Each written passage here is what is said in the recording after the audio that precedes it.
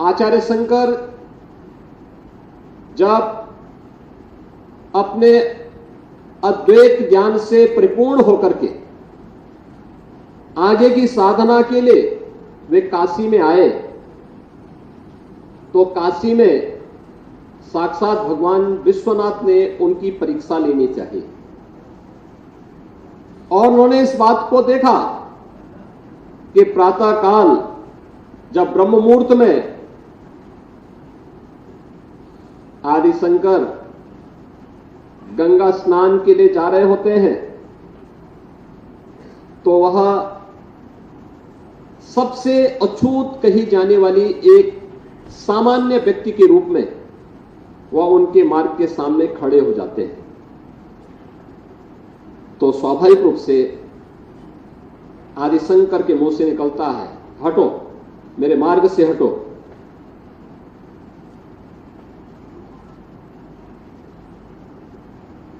तो सामने से जो चंडाल होता है वह एक प्रश्न पूछता है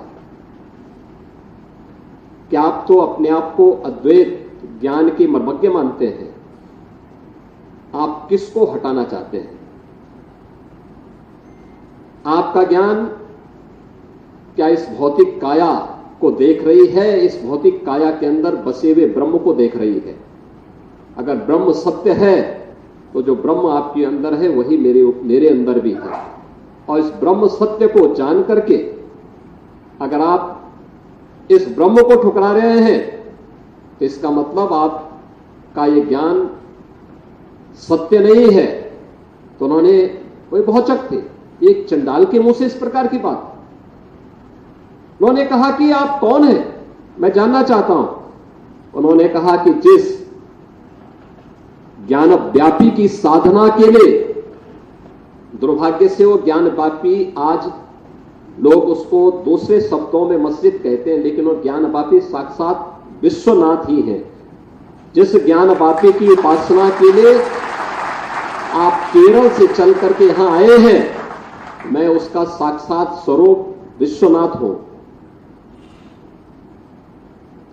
तो वह उनके सामने नतमस्तक होते हैं और उन्हें इस बात का पश्चाताप होता है कि नहीं, ये जो भौतिक अस्पृश्यता है यह न केवल साधना के मार्ग का सबसे बड़ी बाधा है, बल्कि राष्ट्रीय एकता और अखंडता की भी सबसे बड़ी बाधा है।